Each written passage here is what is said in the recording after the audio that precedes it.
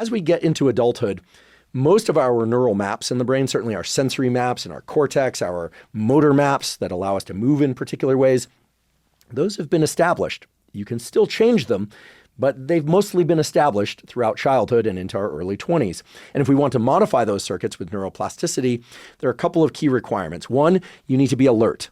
You can't get neuroplasticity. That is, you can't trigger neuroplasticity unless you're alert. You also have to be focused. This is critical and differentiates adult plasticity in a major way from plasticity when we're young, where we can learn by passive exposure.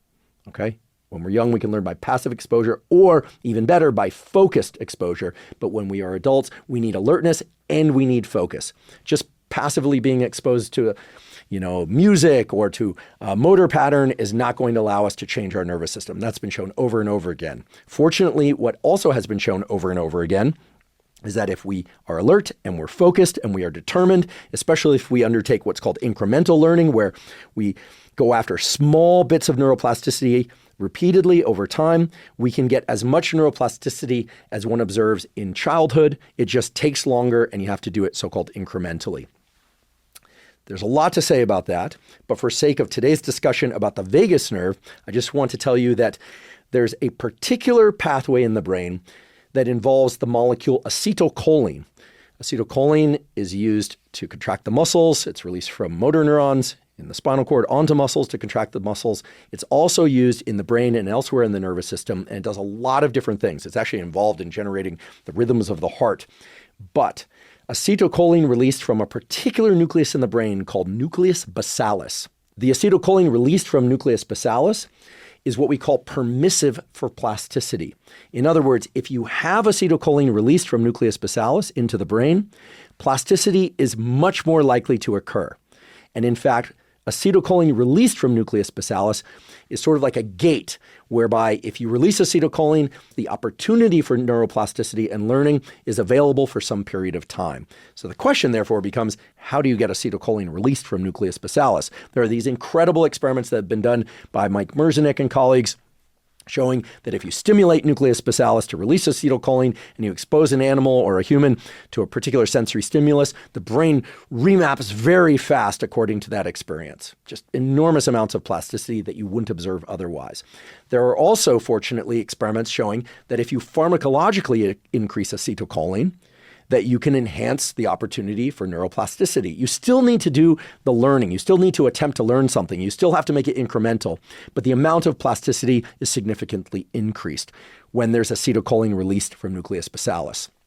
So in the absence of deep brain stimulation using an electrode, which most of you fortunately will not experience because it requires drilling down through the skull and placing an electrode in basalis, and assuming that you're not taking anything to increase acetylcholine transmission to learn, although there are ways to do that.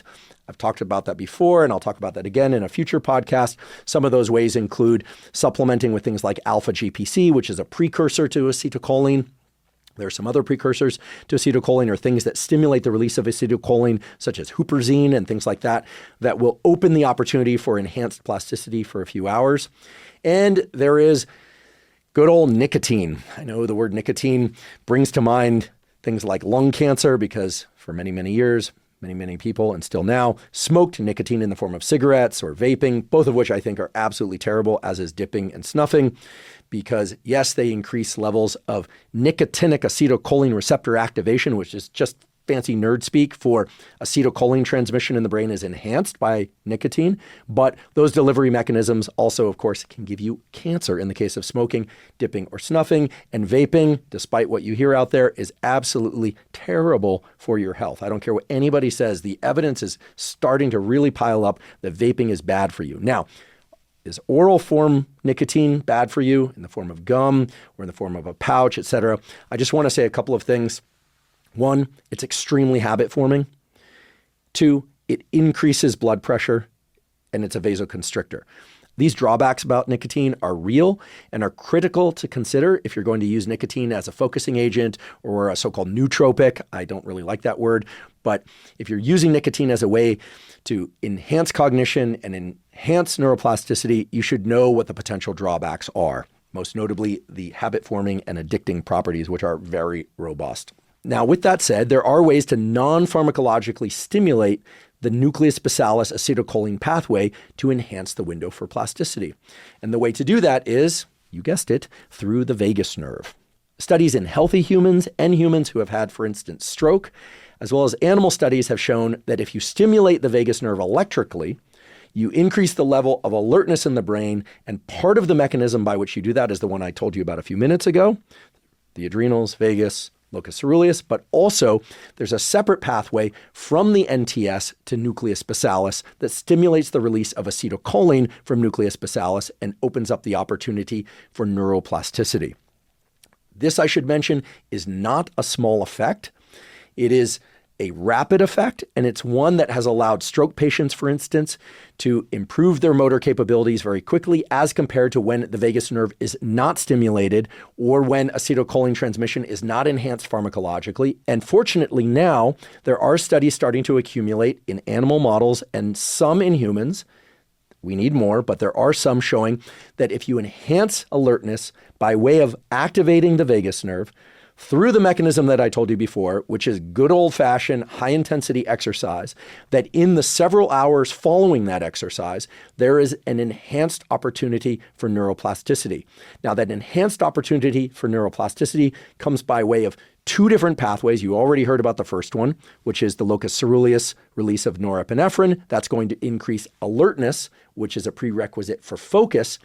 And it appears to be the case that the release of acetylcholine from nucleus basalis that's also triggered by this high-intensity exercise is what allows for that alertness to be converted into focus. And those two things together, alertness and focus, are the triggers for adult neuroplasticity. If you think about this, this is really exciting.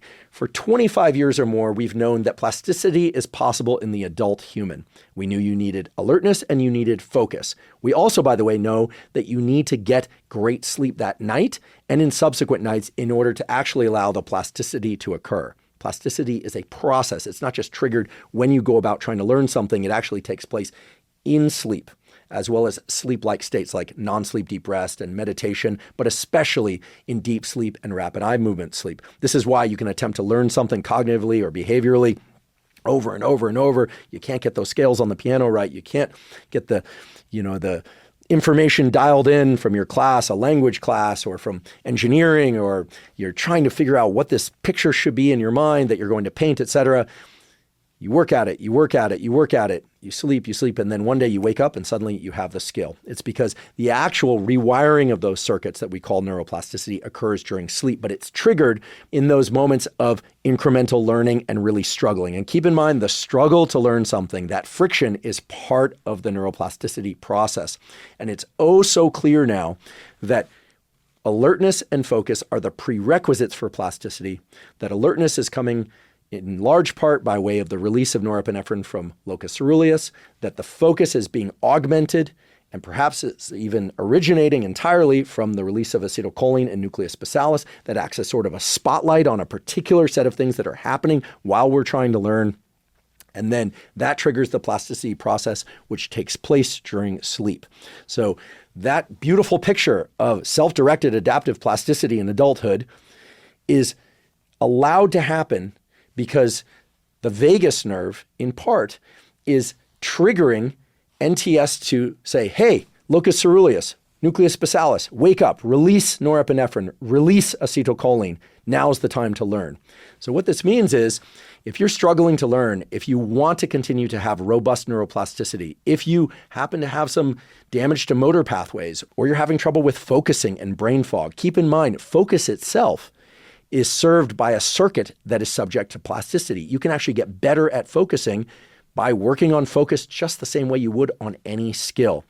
And so if you're struggling with focus, I highly recommend finding a threshold of exercise that stimulates brain alertness, that triggers these pathways that are now starting to be clear that they occur from the literature in animals and humans.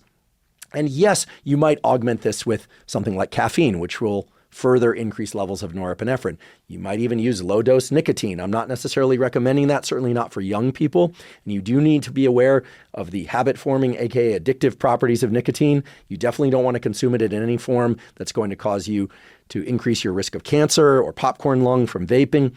You could use pharmacology. You could use alpha GPC. You could use huperzine in combination with exercise. However, I strongly, strongly recommend that anyone who's interested in lifelong learning, think about organizing your bouts of learning, especially cognitive learning, to come in the 2 to 3 hours, maybe even 4 hours, but certainly in the 1 to 2 hours after you do some sort of exercise that doesn't leave you exhausted, but leaves you with elevated levels of energy in your body. So you don't want to take this physical exercise that I'm talking about to exhaustion, because that's going to leave you depleted. That's going to cause a, uptick in parasympathetic activity. Any of you that have done a hard leg workout and then, 2-3 hours later, you're just like, it's very clear. Brain oxygen levels are down. Parasympathetic activity is up. You are tired because you exhausted all that energy in exercise.